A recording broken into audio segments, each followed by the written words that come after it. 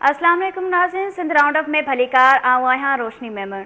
नाज़रीन, सिंध राउंडअप में सभ खां पहिरीं ख़बर शामिल कंदासीं टंडो जाम मां, जिथे नामालूम माण्हुनि कोच अमले ते तशद्दुद कयो आहे, जॾहिं त ट्रांसपोर्टर्स पारां धरणो हयो वियो आहे। उन जा तफ़सील मालूम कंदासीं। असां सां लाइन ते मौजूद आहे टंडो जाम मां KTN न्यूज़ जो रिपोर्टर गुलशेर लोची। जी गुलशेर, वधीक कहिड़ा तफ़सील आहिनि?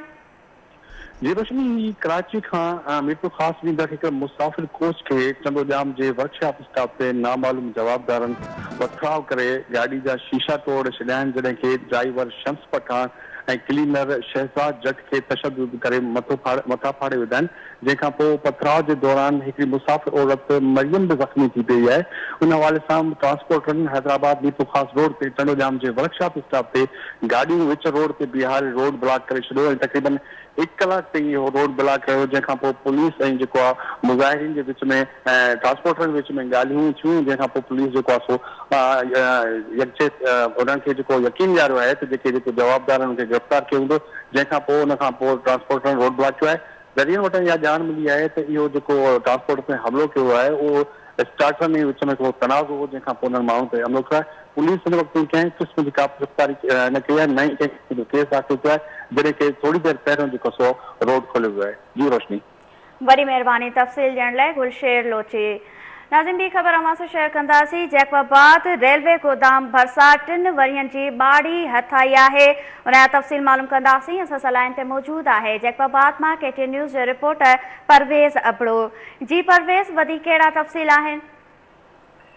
जी रोशनी, जैकबाबाद जी वनफाए मददगार पुलिस पारां रेलवे स्टेशन गोदामनि वटि हिकु लावारिस हालत में 3 वरनि जी नींगरी जेकी आहे सो उनखे मासूम गुलनि जहिड़ी नींगरी खे हथु कयो आहे।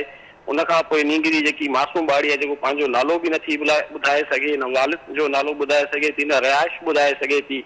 फ़क़ति जेको आहे सो पंहिंजी जीअं वारसनि खां विछोड़ो थियो आहे, हुनजो त अखियुनि मां हुननि जा जेके ॿोड़ा बीहनि नथा, रोई रही आहे। जंहिं बाद उनखे सिविल लाइन थाणे जे पुलिस जे हवाले वनफाए मददगार पुलिस हवाले कयो वियो, छाकाणि त जेकी रेलवे स्टेशन जी गोदामनि वारी जेको हद आहे उहा सिविल लाइन थाणे जी हद आहे। उन्हनि उते जॾहिं नींगरी खे आंदो वियो त उते बि रोई हुई, जंहिंखां पोइ जेको आहे सो सिविल लाइन थाणे जो जेको वॾो मुंशी आहे मुर्तज़ा बिरोही, उहो हुनखे पंहिंजे घर ॾांहुं खणी वियो आहे। हीअ जेके स्क्रीन ते फुटेजिस हलनि था ॾिसो था, उनजे घर में जेको आहे रोई हुई, पींघे में सुतल आहे, उनखे टांकियूं ॾिनियूं वठी वयूं, पर हिन वक़्त ताईं हुनजो वारिस को बि पैदा न थियो आहे। KTN न्यूज़ इहे फुटेजिस जेके हथु करे इन ख़बर खे नशर कयो आहे त जीअं उनजा वारिस ज़ाहिर थियनि ऐं जेकी मासूम गुलनि जहिड़ी ॿाड़ी आहे उनखे जेको आहे सो थाणे ते राब्तो करे खणी वञे। जी, वॾी महिरबानी तफ़सील ॾियण लाइ परवेज़ अबड़ो। नाज़िम, परवेज़ अबड़ो तफ़सील ॾेई रहियो हो। हाणे ख़बर शामिल कंदासीं त मटियारी पुलिस कचे में ॾोहारियुनि ख़िलाफ़ ॿीहर वॾे पैमाने ते ऑपरेशन शुरू करे छॾियो। पुलिस सर्च ऑपरेशन दौरान 12 ॼणनि खे शक जी बुनियाद ते गिरफ़्तार करे वरितो। पुलिस SSP मटियारी सैयद इमदाद शाह जी अॻवाणीअ में हाला वेझो भाणोट जे कचे वारे इलाइक़े नूरकेटी में ॿीहर ऑपरेशन कयो। SSP सैयद इमदाद शाह ॿुधायो त मेजर खोसो समेत समूरा ॾोहारी भाणोट जे कचे वारे इलाइक़े मां फ़रार थी विया आहिनि ऐं वाक़े वारे हंध ते जवाबदार धुर जो को बि माण्हू नाहे। हुन वधीक चयो त हाणे कचे में ॾोहारियुनि खे ॿीहर डेरो जमाइण न ॾिबो। पुलिस जो ऑपरेशन वक़फ़े वक़फ़े सां जारी रहंदो। क़त्ल जी FIR में नामज़द ॾोहारियुनि जी ज़रूर गिरफ़्तार कंदासीं। वाज़े रहे त कुझु ॾींहं अॻु ॿेले खाते जे सरकारी ज़मीन जी मालकियत खोसा बिरादरीअ जे हथियारबंदनि जे हमले में ॻोठाणे दिलदार माची जे क़त्ल ऐं 2 ॼणनि जे ज़ख़्मी थियण वारे वाक़े खां पोइ बि ऑपरेशन कयो हो, पर पुलिस खे उन में का बि कामयाबी न मिली हुई। ॻोठाणे दिलदार माची जे क़त्ल जी FIR में बदनाम धाड़ेल मेजर खोसो, कलसू खोसो, साबू खोसो, मिर्ज़ो खोसो समेत 40 खां वधीक ॾोहारियुनि ख़िलाफ़ दाख़िल थियल आहिनि, पर अञा ताईं हिकु बि ॾोहारी जी गिरफ़्तारी अमल में न आई आहे।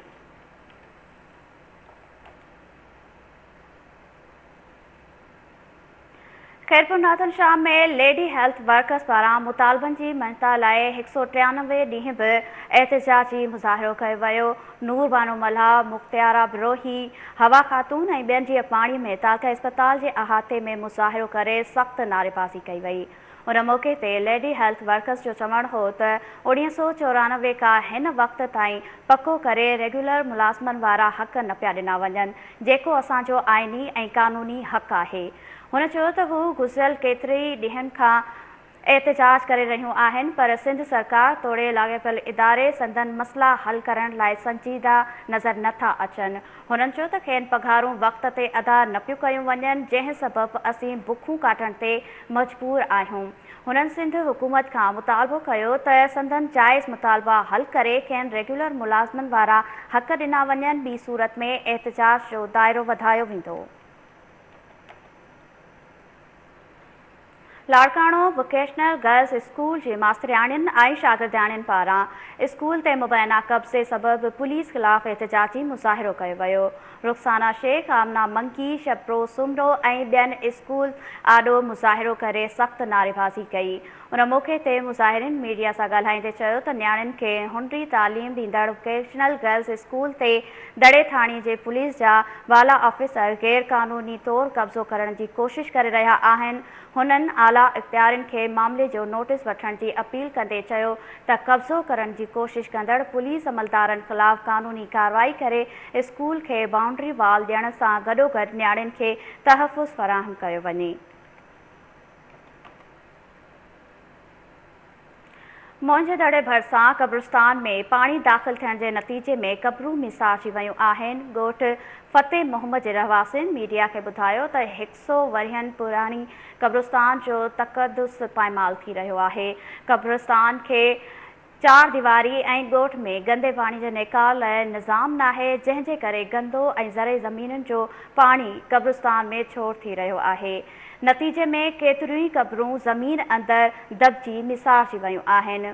हुननि जो चवणु हो त असांजे वॾड़नि जी क़बरुनि जा निशान ख़तम थी विया आहिनि। लाड़काणे इंतिज़ामिया तोड़े चूंडल एवज़नि खे शिकायतूं कयूं आहिनि, पर को बि तदारुक नथो कयो वञे।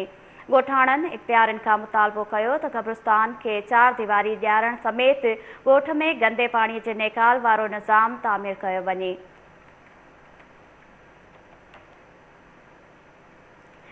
हिंगोरजा में आबादकारनि पारां शुगर मिल्स न हलाइण ख़िलाफ़ 20 नवंबर ते गंबड़ क़ौमी शाहरा ते तारीख़ी धरणो हणी मुतालबनि जी मंझता ताईं रोड ब्लॉक करण जो ऐलान करे छॾियो आहे।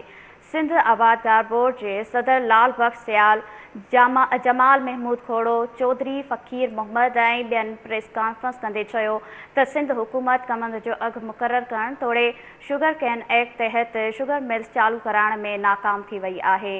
हुननि चयो त राणीपुर ऐं खैरपुर शुगर मिल्स जे हठधर्मीअ जे करे आबादकारनि जा शुगर मिल ॾांहुं 3 अरब रुपया बक़ाया रहियल आहिनि, जंहिंखे हू ॾियण लाइ तयारु नाहिनि।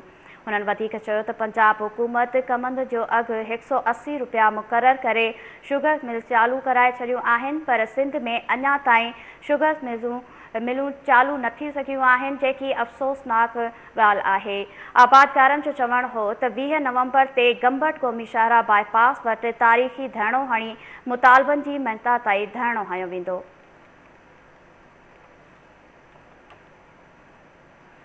नाज़रीन, समारोह में मंशियात जे विकिरे ऐं वाहिपे ख़िलाफ़ शहरी इतिहाद पारां शाह लतीफ़ चौक खां प्रेस क्लब ताईं रैली कढी एहतजाजी मुज़ाहिरो कयो वियो।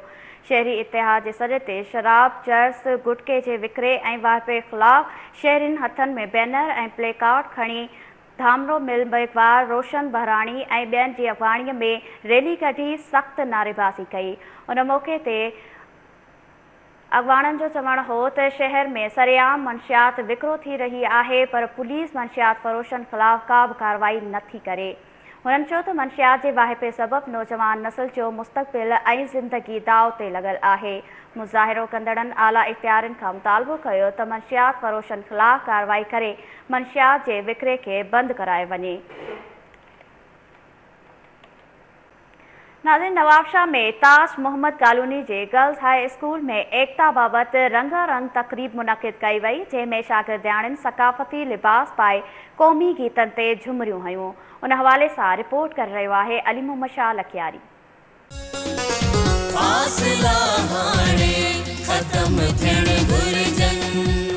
नाज़रीन, एकता खुशहाल सिंध लाइ जे हवाले सां हिते ताज Azam colony girls high school में प्रोग्राम सक़ाफ़ती प्रोग्राम रखियो वियो आहे। ऐं सकाफ़ती ॾहाड़ा कीअं मल्हाईंदियूं? असांखे अॼु ॾाढी ख़ुशी थी थिए की असां ही सकाफ़त मल्हाए रहियूं था। ही सिंध असांखे माना एॾो ख़ुशी ॾिनो आहे ऐं हिन खे ईद खां वधीक असां मल्हाए सघूं था। ॾाढी ख़ुशी थी वई आहे कल्चर डे बल्कि ईद खां वधीक असांखे ॾाढो सुठो पियो महसूसु थिए। हीअ असांजे सिंध सकाफ़त जो ॾींहुं आहे, असां ॾाढा हैप्पी आहियूं। सिंध सकाफ़त जो ॾियारो आहे, हीअ ॾींहुं असां वॾी ख़ुशी ऐं फ़ख़्र सां मल्हाईंदा आहियूं। इंशाअल्लाह अॻिले साल बि असां ईअं ई मल्हाईंदासीं। असांखे उमेदु आहे त अॻिले साल त हिन खां बि बहितर थींदो।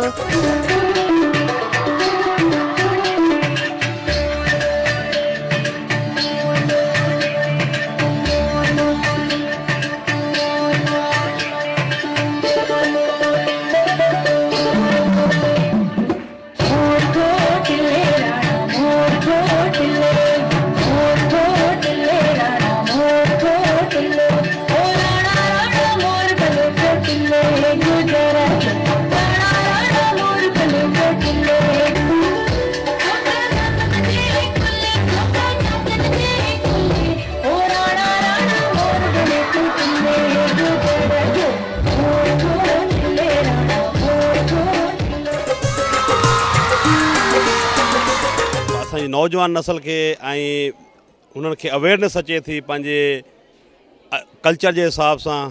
असां यकीनन हिन में जेको अली काज़ी जो किरदारु आहे जंहिं इहो ॾियारो जो आगाज़ कयो। गवर्नमेंट गर्ल्स प्राइमरी ताज आज़म कॉलोनी और हाई स्कूल ने ये जो मिलकर प्रोग्राम अरेंज किया है, सकाफ़त के रंग स्टेज पे मुख्तलिफ़ किस्म के रंगों के साथ स्टेज को सजा दिया गया है।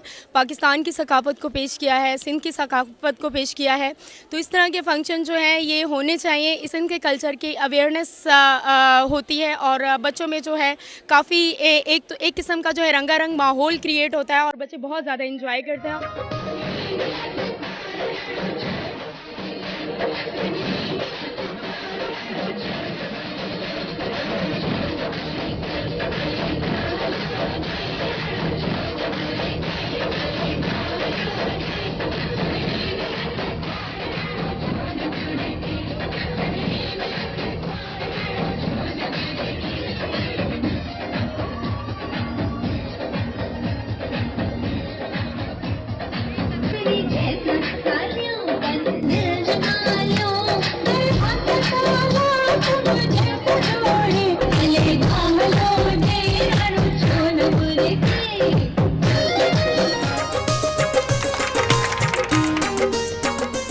सर, इस प्रोग्राम को देख के मुझे बड़ी खुशी हुई और ये तकरीबन तमाम सिंध के अंदर बनाया जाता है प्रोग्राम। हम अपनी तहज़ीब को उजागर करते हैं, जो मुझे जहाँ देख के बड़ी खुशी महसूस। बहुत शॉर्ट टाइम में इसका मैनेज किया, बच्चों ने बहुत अच्छी तरह, टीचर्स ने बहुत मेहनत की है, वो अपनी पूरी स्ट्रगल किए कि प्रोग्राम को अच्छे से अच्छा बनाया और इस बात की आप लोग गवाह हैं कि बच्चों ने बहुत अच्छा परफॉर्म किया। जिए सिंध वारा जियन, सिंधी टोपी अजरक वारा जियन।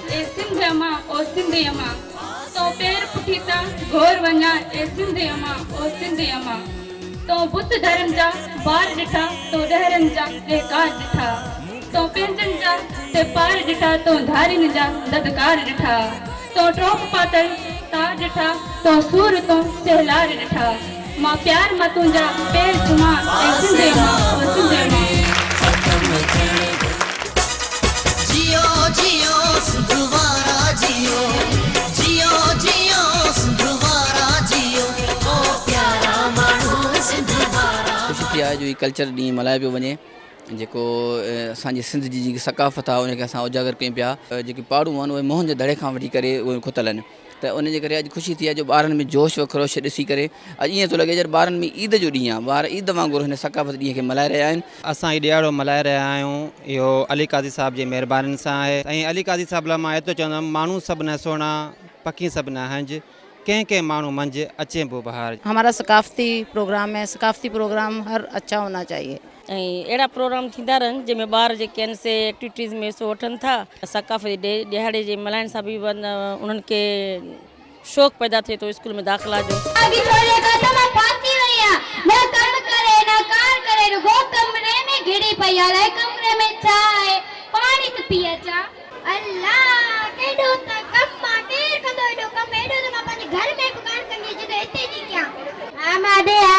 जिंदगी जो कुछ ही ना मजाक तो क्या है यानी जड़ी मजाक न कर मुझसे अरे तो वाला कम बुदा है या मुझे नूरी आने मुंहिंजी ससु सॼो ॾींहुं कमु कराईंदी आहे मूंखां पाण टंग ते टंग ॾेई वेठी आहे अहिड़ो तावीज़ करे ॾे पाण कमु करे मां वेठी हुजां अहिड़ो तावीज़ करे ॾींदोमांइ जो तुंहिंजे पेर ई भॼी वेंदी अमा त ककन चयो त बिन नज़ार वारो निकाह पढ़ा अब मूंखे कहिड़ी ख़बर आहे बिन नज़ार वारो निकाह पढ़े ने चोरी निकिरंदी न मुर्गी वटि तावीज़ हुनखे पाणी में विझी करे अमा चली आई छा मूंखे कहिड़ी ख़बर में छा लिखियल आहे पढ़ियल हुजां त पढ़ा न मिठाई रीदस वही सत्संग निभाइयो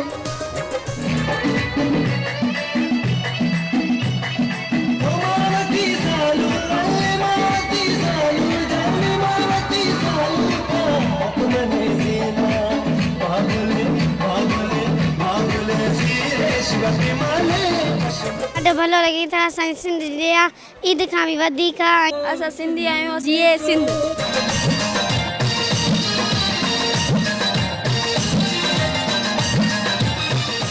government girls high school Taj Azam colony Nawab Shah जे शागिर्दाणियुनि जे तरफ़ां जेको ही टेबलोज़ ऐं मुख़्तलिफ़ लोक गीतनि ते जेको ही हिननि डांस ॾेखारी या जेके तक़रीरूं कयूं उहे तव्हां ॿुधियूं ऐं हिननि इहो वचन वरजायो आहे त असां 3 डिसंबर ते बि इंतिहाई बहितरीन नमूने सां ही एकता खुशहाल सिंध जो ॾियारो मल्हाईंदासीं ऐं ईंदड़ साल हिन खां वधीक भरपूर तरीक़े सां मल्हाईंदासीं। कैमरामैन मोहम्मद रमज़ान भट्टी सां गॾु अली मोहम्मद शाह लखियारी KTN न्यूज़ नवाब शाह।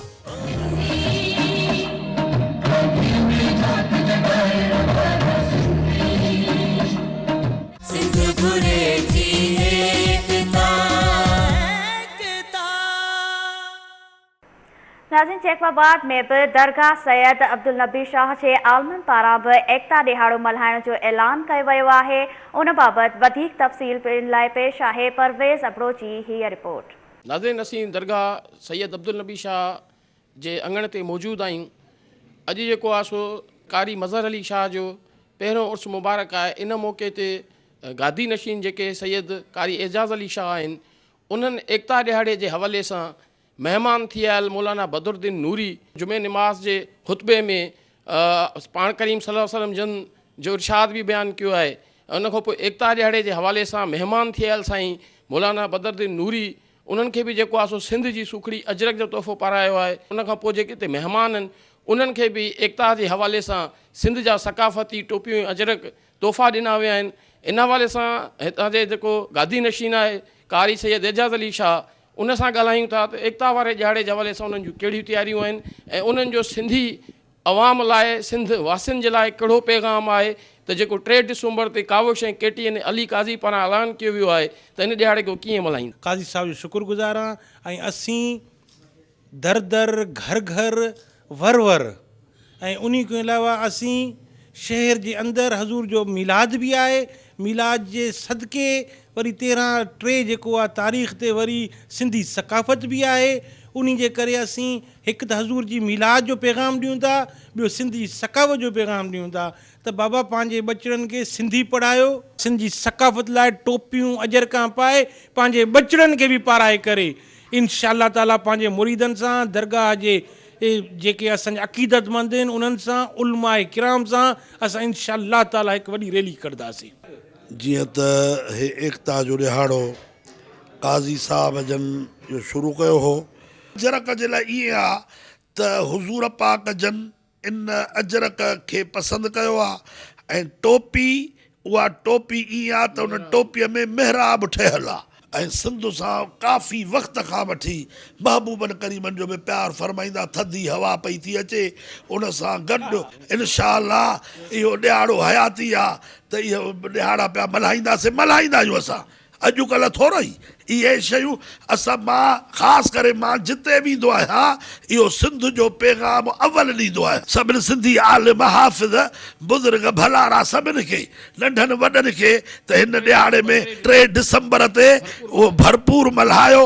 पंहिंजे धरती सां पंहिंजे मुल्क जे हिन पाक मिटीअ सां मुहबत इंसानी फितरती अमल आहे। इहो सिंधवासी दुनिया में कहिड़ी बि कुंड ते हुजे पर उहो पंहिंजे सिंध खे कॾहिं विसारे नथो सघे पियो।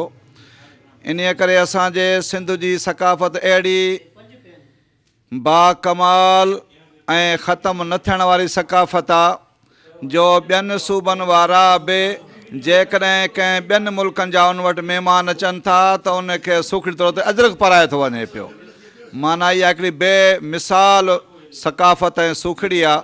असीं कैटियन ऐं कावश जनाब अली काज़ी खे जेकबा जे मिस्टर लख वाधायूं ॾियूं था जिन अहिड़ा ॾींहं शुरू कया।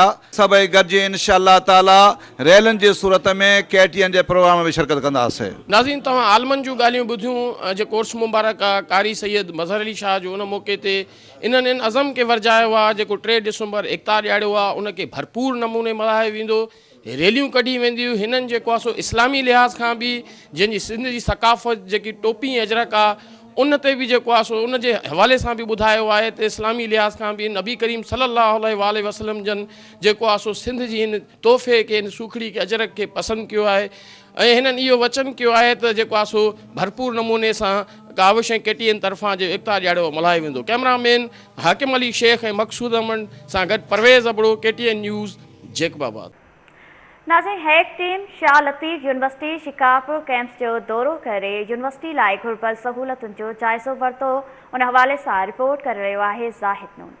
शिकारपुर जे शाह अब्दुल लतीफ़ यूनिवर्सिटी वारे शिकारपुर कैंपस के यूनिवर्सिटी जो दर्जो ॾियारण लाइ कमु थी रहियो आहे। सिंध हायर एजुकेशन जे इंतज़ाम हेठि जुड़ियल charter investigation and evaluation committee जे चेयरमैन डॉक्टर अब्दुल कदीर राजपूत तरफ़ां शाह अब्दुल लतीफ़ यूनिवर्सिटी जे vice chancellor doctor Parveen Shah, Mehran university जे vice chancellor doctor Muhammad Aslam Uqaili, ज़राई यूनिवर्सिटी जे vice chancellor doctor Mujeebuddin Soriani Memon ऐं additional secretary education professor Aziz Fatima सां गॾु शिकारपुर कैंपस पहुची pro vice chancellor doctor Lutfullah Mangi खां मालूमात वरिती। CIEC जे चेयरमैन ऐं मेंबरनि जो चवणु हो, असां हिते महसूसु कयो त वाकई हिते हिकिड़ी का यूनिवर्सिटी ठहे ऐं अल्हम्दुलिल्लाह असां ॾिठो त हिते बि कुझु फैसिलिटी बि ठीकु ठाक आहिनि।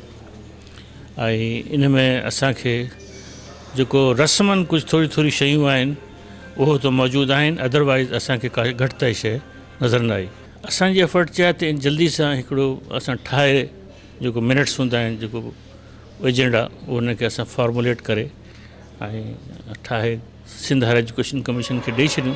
आउं इलाही ख़ुशि आहियां त कैंपस असांजो एतिरो सुठो आहे जो अॼु असांखे जेके कमेंट्स मिलिया आहिनि त उन में तमामु थोरियूं ऑब्ज़र्वेशन्स आयूं आहिनि। हीअ जेका टीम आई आहे उहा डायनामिक लीडर्स ते मबनी आहे ऐं उन्हनि तमामु थोरियूं शयूं चयूं आहिनि जेके असां प्रोवाइड कंदासीं, यूनिवर्सिटी थी वेंदी। त इहो असांजे लाइ हिकिड़ो वॾो एज़ाज़ आहे त हिकिड़ो कैंपस उन स्टेज ते हो जिते यकदमि यूनिवर्सिटी थी वई। अंसन यूनिवर्सिटी थींदी त उनखां वधीक डिपार्टमेंट्स खुलंदा ऐं वधीक माना इहे सहूलियतूं प्रोवाइड कयूं वेंदियूं। शिकारपुर तव्हांखे ख़बर आहे त हिस्टोरिकली एजुकेशन जो गढ़ रहियो आहे ऐं बदकिस्मती सां हिन वक़्त ते का यूनिवर्सिटी न हुजणु हिकिड़ी नामुनासिब ॻाल्हि आहे। तव्हां डेवलप वर्ल्ड में ॾिसो त हर शहर में हिकु न पर खोड़ यूनिवर्सिटियूं आहिनि। त हीअ सुठो क़दम खणनि पिया। हिकिड़ो कैंपस जेको अॼु खां 5 साल ठहियो उहो हींअर इन मुनासिबत सां ॾिसिजे त इन लेवल ते पहुतो आहे जो हुनखे यूनिवर्सिटी लाइ कंसिडरेशन करे सघिजे थी। बिल्कुलु साईं, शिकारपुर वारनि खे ख़ुशि थियणु खपे। ऐं मूं सवेल चयो त को ज़मानो हो जॾहिं शिकारपुर जे सिर्फ़ु शिकारपुर जा 21 ग्रेजुएट आहे सिंध में ऐं सॼे सिंध में बाक़ी सिर्फ़ु 7 ग्रेजुएट आहे। त वरी मां तव्हां अंदाज़ो लॻायो त असां वरी केॾो पुठिते थिया आहियूं। पर अल्हम्दुलिल्लाह मां सम्झां थो त हर असांजे शहर में हिकिड़ी यूनिवर्सिटी घटि में घटि हुजणु खपे। अॼु असां जेको सॼो विज़िट कयो आहे त हिकिड़ो पंहिंजी जीअं चइजे न कैंपस पंहिंजी ओज ते आहे, त हाणे हिनखे मैच्योर करे यूनिवर्सिटी करण में कोई वॾो हर्ज न हुजणु खपे। माशाल्लाह सां अॼु शुरूआत आहे त इंशाल्लाह अॻिते जॾहिं यूनिवर्सिटी ठही वेंदी पोइ बि असांजा ॿिया चकर लॻंदा। कोई ईअं न आहे त ॿियो आख़िरी चकर हूंदो। असांजो कोऑपरेशन तव्हां सां हमेशह हूंदो शिकारपुर वारनि सां। ऐं यूनिवर्सिटी अगरि ठही थी वञे पई मुंहिंजे ख़्याल में शिकारपुर वारनि जे लाइ तमामु बहितरु। ही पहिरियों मरहलो अॼु जेका पहिरियों मरहलो थींदो इहो आहे त का टीम विज़िट करणु ईंदी आहे। जेका टीम HSC सिंध जी असां वटि विज़िट करणु आई आहे, ॾाढो पॉज़िटिव रिस्पॉन्स हुननि जो हुयो। नंढियूं वॾियूं शयूं आहिनि जेके उहे इंशाअल्लाह असां थोरे टाइम में पूरियूं करे वठंदासीं। पर ख़ुशी थिए थी त हुननि जो सभई असांखे सुठो हिकिड़ो मैसेज खणी विया आहिनि पाण सां। 7 साल अॻु 2011 खां शिकारपुर जे नाले सां कैंपस हली रहियो आहे। यूनिवर्सिटी जो दर्जो मिलण बाद नालो छा हूंदो, MPA इम्तियाज़ अमन शेख जो चवणु हो। इंशाअल्लाह हिन जो नालो जीअं मां चयो अॼु मां कमेटी में रखियो जेको हिननि मुतफ़िक़ा तौर ते सभिनी उन जी ताईद कई त हिनखे शेख रियाज़ यूनिवर्सिटी ऑफ शिकारपुर नाले सां उनखे मनसूब कयो वेंदो इंशाल्लाह। ऐं इहो अॼु ई तो रिपोर्ट पंहिंजी ॾींदा, उन खां पोइ मज़ीद जेका कानून साज़ी थींदी ऐं असेंबली में खणी वेंदासीं, CM साहब खां कराईंदासीं। ऐं इंशाल्लाह पीपल्स पार्टी हुकूमत जी पहिरीं तरजीह आहे त तालीम सुठी हुजे, आला तालीम हुजे ऐं क़यादत जो इन में भरपूर साथ आहे। पीपल्स पार्टी जे दौर में इंशाल्लाह शिकारपुर शहरनि खे हिकिड़ो तोहफ़ो सां ॾींदासीं। शिकारपुर कैंपस खे यूनिवर्सिटी जो दर्जो ॾियण लाइ कमु थी रहियो आहे। शिकारपुर ऐं आसपास जे माण्हुनि जी इहा ख़्वाहिश कॾहिं पूरी थींदी, उहो वक़्तु ॿुधाईंदो। ही घुर्जाऊ आहिनि त शिकारपुर कैंपस खे यूनिवर्सिटी जो दर्जो ॾिनो वञे त आईंदह जो नसुल असांजा ॿार आला तालीम पिराए सघनि। कैमरामैन अदीद सां गॾु ज़ाहिद नून, KTN न्यूज़ शिकारपुर। नाज़रीन, कराची में वाइल्ड लाइफ खाते जी टीम कार्रवाई करे नायाब पखी ऐं कुमियूं विकिरो कंदड़ हिकु हमराह खे गिरफ़्तार करे वरितो। संदसि कब्ज़े मां कुमियूं ऐं नायाब पखी हथ करे वरिता आहिनि। वधीक तफ़सील ॾिसूं था कादिर लाशारी जी रिपोर्ट में। सिंध में नायाब नस्ल जे पखियुनि, कुमियुनि ऐं झंगली जीवत जो शिकार जारी आहे। साइबेरिया मां ईंदड़ महिमान पखियुनि खे बि नथो बख़्शियो वञे। मुल्क जे मुख़्तलिफ़ इलाइक़नि मां स्मगलिंग थींदड़ झंगली जीवत खे कराची जी मार्केट में विकिरो कयो वञे थो। वाइल्ड लाइफ पारां कराची जी इम्प्रेस मार्केट में कार्रवाई कई वई, जंहिंमें नायाब नस्ल जा पखी ऐं कुमियूं हथ कयूं वियूं। वाइल्ड लाइफ अमलदारनि जो चवणु आहे त कार्रवाई दौरान हिकु मुलज़िम गिरफ़्तार कयो वियो, जॾहिं हिकु मुलज़िम फ़रार थियण में कामयाब थी वियो। असीं ॿुधाइजो ई तव्हां कहिड़ी कार्रवाई कई आहे, किथे कार्रवाई कई आहे ऐं केतिरा पखी जेके आहिनि उहे बरामद कराया अथव?